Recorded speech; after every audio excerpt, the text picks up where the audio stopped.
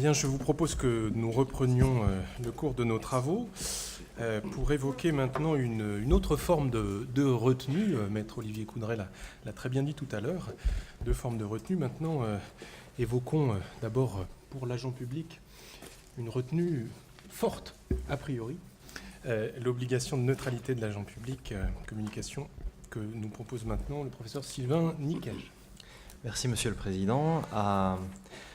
À mon tour de remercier très vivement et très sincèrement les organisateurs de ce colloque. C'est un vrai plaisir d'être parmi vous pour aborder en quelques minutes un monument du droit administratif qui est la question de la neutralité qui est traitée par tous les manuels de droit administratif, de droit de la fonction publique, de droit des libertés. Tout le monde accorde un certain nombre de développements à cette question de la neutralité et en particulier de la neutralité de l'agent public, avec des décisions extrêmement classiques, des grands classiques du droit administratif, les décisions Jamais, Pasto ou Avis Marteau dont on a parlé ce matin. Donc quelque chose de très... voilà, en tout cas, je n'ai pas souffert du manque de doctrine et au niveau des sources, c'était pas trop le problème du sujet. De la lecture de tout ce que disent les auteurs de la neutralité de l'agent public, se dégage un certain nombre de certitudes. Je voudrais en évoquer deux. Première certitude, le fait que la neutralité de l'agent public est une obligation juridique, dont on dit généralement qu'elle a été dans un premier temps jurisprudentielle, puis reconnue par les textes, et en particulier donc, désormais à l'article 25 du titre 1 de la fonction publique, du statut des fonctionnaires, qui nous dit, dans l'exercice de ses fonctions, il, donc le fonctionnaire, est tenu à l'obligation de neutralité, cet article étant applicable aux agents contractuels en vertu de l'article 32 de ce même titre 1 du statut général. Donc, obligation juridique, ça veut dire que la neutralité des agents publics n'est pas qu'une valeur, même si parfois on lui accole ce terme peut-être pour, un peu paradoxalement, renforcer la force de cette notion. C'est une obligation juridique posée dans un premier temps par la jurisprudence, puis désormais par le statut général. Première certitude. Deuxième certitude, elle a trait, même si elle va être un peu floue, mais elle a trait à ce qu'emporte cette obligation de neutralité, et grosso modo, la neutralité de l'agent public lui interdit de manifester ou de faire prévaloir ses propres options, alors opinions, convictions de nature philosophique, religieuse, politique, sur l'intérêt général qu'il est censé ou qu'il a vocation à servir. Mais sorti de ces deux éléments, c'est-à-dire la nature d'obligation juridique et le sens général de cette obligation, eh bien on tombe très vite dans des développements qui sont finalement assez confus et assez approximatifs et qui tiennent à une difficulté essentielle qui est de donner un contenu propre, autonome à cette obligation de neutralité. Et cette difficulté, on la trouve d'abord sur ce qui concerne les fondements de l'obligation de neutralité. Et c'est une autre certitude, en quelque sorte, et une singularité, c'est que la neutralité est toujours présentée comme une obligation découlant de, comme liée à. Alors quels sont les grands principes sur lesquels l'obligation de neutralité est censée reposer ou qu'elle est censée concrétiser? Il y en a plusieurs qui sont évoqués. Très rapidement, j'en évoquerai trois. On dit très souvent que l'obligation de neutralité est le corollaire du principe d'égalité, et c'est ce que dit le Conseil constitutionnel dans une décision de 86. Le problème, c'est qu'est-ce que ça veut dire corollaire? On ne sait pas trop. On sait pas trop. Ça veut dire qu'il y a un lien, que ça découle d'eux, mais est-ce que ça découle et que ça a une nature différente du principe d'égalité, ou est-ce que c'est simplement une forme particulière du principe d'égalité dans une situation donnée? On ne sait pas trop. C'est le corollaire. Voilà. Donc on sait qu'il y a un lien, mais on ne sait pas trop de quelle nature il est. Corollaire du principe d'égalité. On le présente aussi comme lié au principe de laïcité de l'État.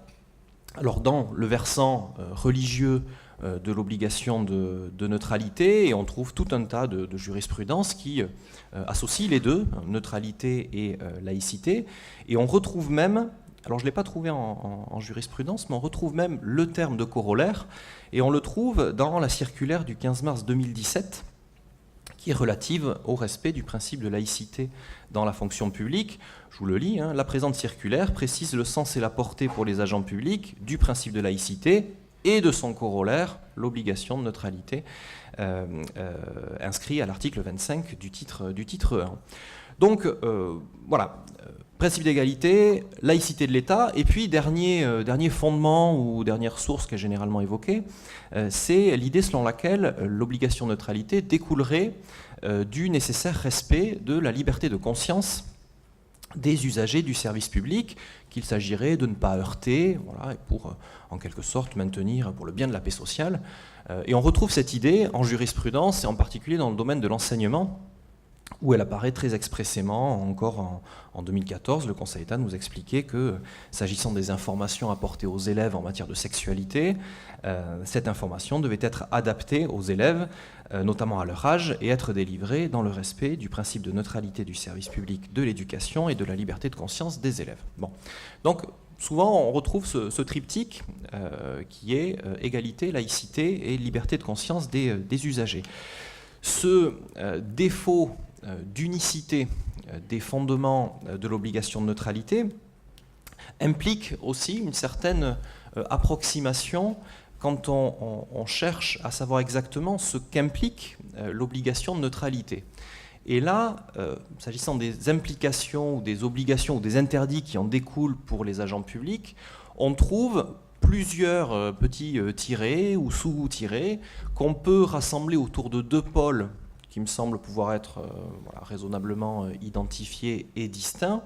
Un premier qui consiste à dire que la neutralité implique pour l'agent public de ne pas faire de discrimination entre les usagers.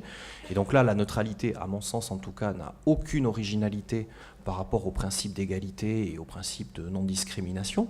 Ça, c'est un premier volet. Et puis, les auteurs ajoutent une deuxième incidence, une seconde incidence, qui est l'obligation de s'abstenir de toute manifestation de ses opinions ou de ses croyances. Et donc là, on a une implication qui tient à l'apparence de l'agent, à l'apparence du fonctionnaire qui, par ses attitudes, son propos, ses vêtements, on y reviendra, ne doit pas donner l'impression de manifester, d'avoir une préférence pour une opinion, une croyance plutôt qu'une autre. Donc un second volet qui s'attache plus au paraître de l'agent qu'à son action proprement dite, ce qui fait qu'on s'approche aussi d'autres notions du type l'impartialité. Et donc, au final, ce qui ressort vraiment de la lecture des manuels ou des jurisprudences, des conclusions de rapporteurs publics, c'est la grande difficulté de distinguer la neutralité de l'égalité, la laïcité, l'impartialité, et puis aussi la dignité, la loyauté, la réserve. Tout ça se mélange un petit peu, et on a du mal à donner à la neutralité un sens qui lui soit vraiment propre. Mais heureusement, deux idées sont toujours ensuite avancées qui ont vocation à simplifier la compréhension de cette obligation de neutralité. Ces deux idées sont les suivantes. La première, c'est plutôt que de s'embourber dans un débat sur les fondements du principe de neutralité, on utilise un fondement gigogne qui est le service public, qui a trois intérêts. C'est que, un, c'est une notion juridique. Deux, elle permet d'embrasser tous les principes que j'ai évoqués précédemment, l'égalité, etc. Et trois, ça permet une opposition facile avec le secteur privé. Et donc tous les auteurs nous disent, voilà, l'obligation de neutralité découle de la notion même de service public. Première idée. Et puis deuxième idée qui a vocation à simplifier les choses et qui est liée à la première, c'est l'idée selon laquelle, du point de vue de son régime, l'obligation de neutralité serait stricte. Voilà. Et partout, on trouve cette idée que l'obligation de neutralité de l'agent public, parce qu'elle repose sur la notion de service public, devrait être stricte. Voilà. Alors j'aimerais simplement, pendant cet exposé, revenir un peu sur ces deux idées qui me semblent un petit peu incantatoires. Et j'aimerais redonner à cette référence au service public vous essayez de redonner à cette référence au service public le sens qui me semblerait devoir être le sien, à savoir un sens purement technique dont on a tendance à s'éloigner. Alors, donc, première question, premier lieu commun que j'aimerais interroger, c'est le service public, fondement de l'obligation de neutralité de l'agent public. Voilà, on dit la neutralité de l'agent public repose directement sur la notion de service public. Alors ce qu'il faut, je crois, avoir en tête, c'est que d'autres fondements que le service public ont pu être avancés au soutien de cette obligation de neutralité par le passé. Et il y a des thèses anciennes voilà, qui les évoquent, ça fait longtemps qu'on ne les évoque plus, mais ça a été le cas. Par exemple, on a évoqué la notion d'échange. L'idée étant de dire, voilà, l'agent public est soumis à une obligation particulière, celle de neutralité en l'occurrence, parce que par ailleurs, il bénéficie d'un certain nombre d'avantages. Donc par exemple, la distinction du grade de l'emploi, et on dit, voilà, il y a une sorte d'échange, on vous donne des avantages, mais en contrepartie, vous avez des obligations. Ce qui en général est une idée qui est rejetée en considérant que le fonctionnaire n'est pas dans une situation contractuelle et que donc cette notion d'échange est un petit peu, n'est pas très convaincante. On a avancé aussi l'intérêt du service. Voilà. Pourquoi il doit être neutre ? Parce que c'est l'intérêt du service, de son bon fonctionnement, etc. Bon, pourquoi pas. Et puis, on a avancé aussi un autre fondement qui est la participation à la puissance publique. C'est-à-dire on devrait être neutre parce qu'on est porteur d'une part de la puissance publique, c'est une idée qui fait voilà, référence à Oriou et à d'autres penseurs. Tout fondement ou toute explication qui ont été en quelque sorte balayées par la référence désormais au service public qui est présenté voilà, comme la grande notion explicative de l'obligation de neutralité. Et cette victoire du service public repose sur un raisonnement qui opère une sorte de double translation qui consiste à dire, c'est l'État qui, chez nous, se veut un État neutre, c'est-à-dire un État libéral entendu comme limitant au maximum les présupposés idéologiques sur lesquels il repose et qui sont inévitables. Et donc on transfère, c'est le premier temps, on transfère la neutralité de l'État vers les services publics. Et on dit, puisque l'État est neutre, les services publics par lesquels il agit, eux-mêmes, doivent être neutres. Ça, c'est une première idée qui fait que le service public en lui-même doit être neutre. Et donc là, ça vaut aussi d'ailleurs en termes de neutralité, c'est le fait qu'un employeur public ne peut pas refuser d'engager quelqu'un parce qu'il est, pour reprendre un exemple ancien, communiste, c'est l'arrêt Barrel que vous connaissez, il y a tout un tas de déclinaisons sur la neutralité du service lui-même. Et puis le deuxième temps, c'est de dire, puisque le service public lui-même doit être neutre, ça se transfère sur les agents eux-mêmes qui travaillent pour lui, et donc voilà, on passe du service public aux agents qui le servent. Et ce faisant, on assiste, je crois, à une formidable opération de blanchiment idéologique par le service public. Ça fait un peu négatif dit comme ça, mais c'est pas mon esprit.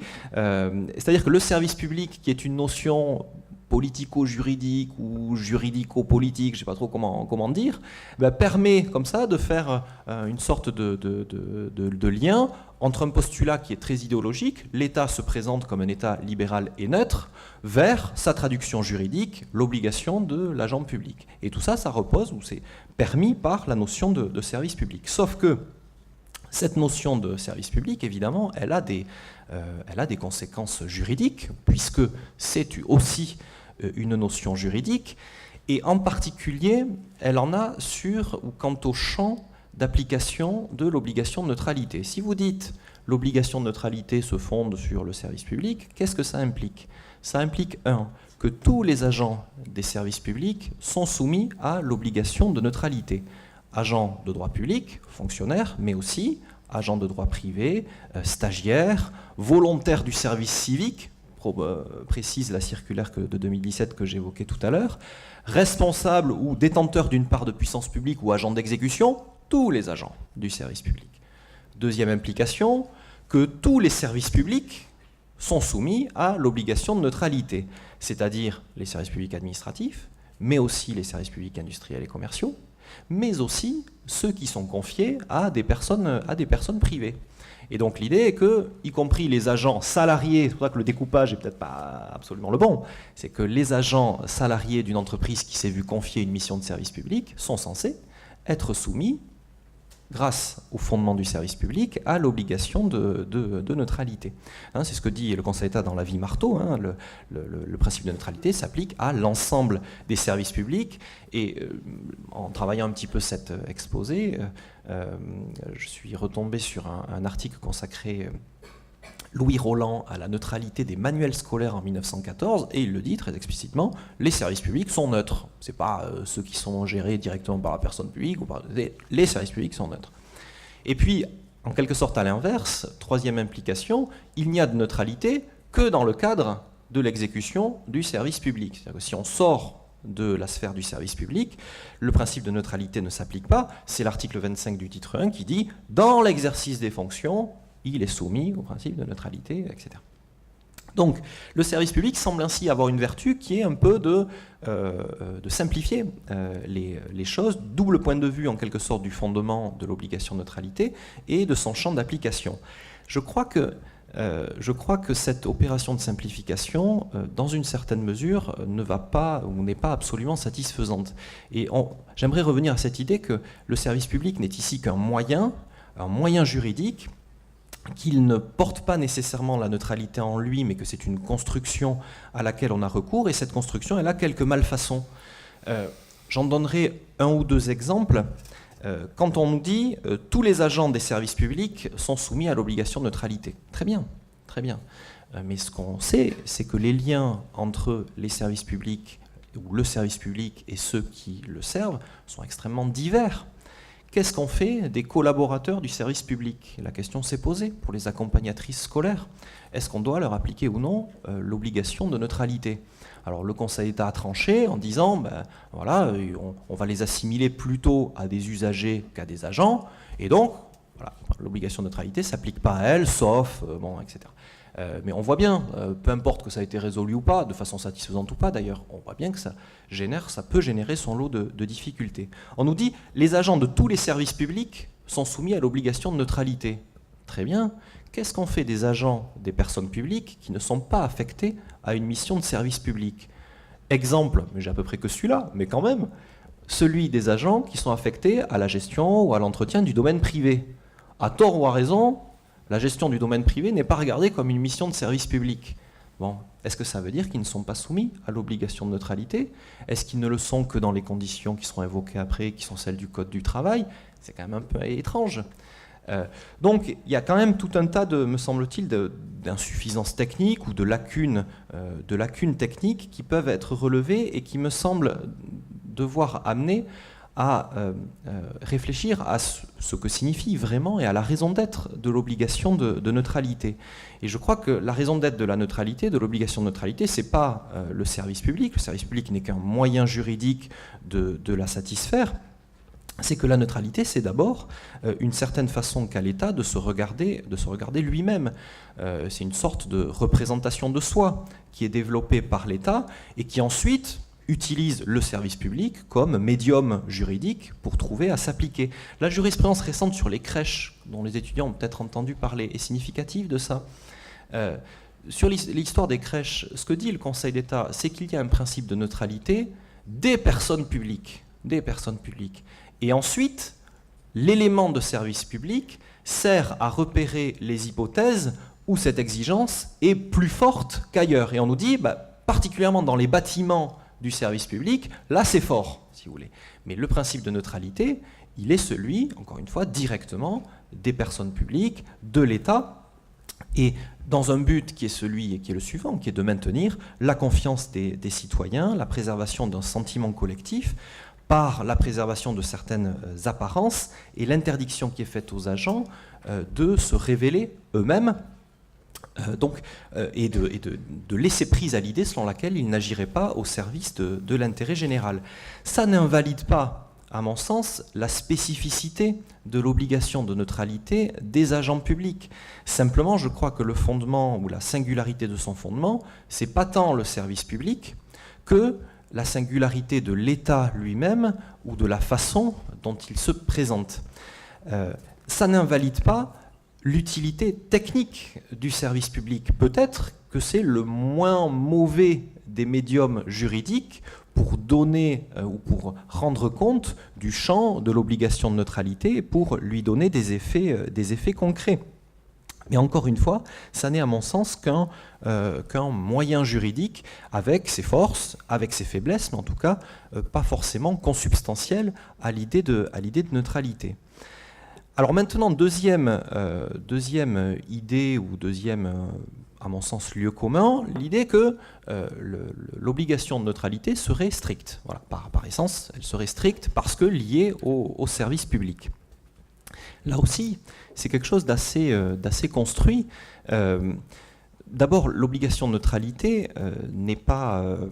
est apparue de façon très progressive en droit public et en droit administratif. Pendant tout le 19e, on n'en parle quasiment pas en tant que tel. Quand on relit Vivien, donc, qui est l'auteur qui, au 19e siècle, a accordé les plus grands développements aux obligations des fonctionnaires. Alors, je fais une parenthèse, ce qui est très pratique maintenant, c'est qu'on peut y avoir accès sur Gallica. Ah oui, c'était 20 minutes, pardon. J'avais une demi-heure en tête, donc bon, on va aller plus vite. Il ne parle pas du tout de neutralité. C'est beaucoup plus tard qu'on a relu le 19e à l'aune de la neutralité, notamment sur le terrain politique. Donc l'obligation de neutralité, tout ça pour dire qu'elle s'est construite très progressivement, mais que par contre, dès qu'elle a été dégagée, notamment par le juge, elle a été considérée comme devant être stricte. Et dès les arrêts Jamais, Pasto de 1948 et 1950, on nous dit le devoir de stricte neutralité qui s'impose à tout agent collaborant à un service public. Bon, en quoi l'obligation de neutralité des agents publics est-elle plus rigoureuse que les autres ? Bon, elle est plus rigoureuse d'abord parce que son champ est vaste, parce qu'elle est une obligation première de l'agent public, et puis ensuite, essentiellement parce qu'elle interdit le port de tout signe religieux. Mais en dehors de ça, est-ce que c'est vraiment une obligation extrêmement rigoureuse ? Pas forcément. D'abord parce que certains agents ne sont pas soumis à une obligation de neutralité extrêmement forte. Pour prendre l'exemple le plus simple, les représentants syndicaux qui bénéficient sur ce terrain d'une certaine liberté. Ils sont soumis à l'obligation, mais avec une certaine liberté.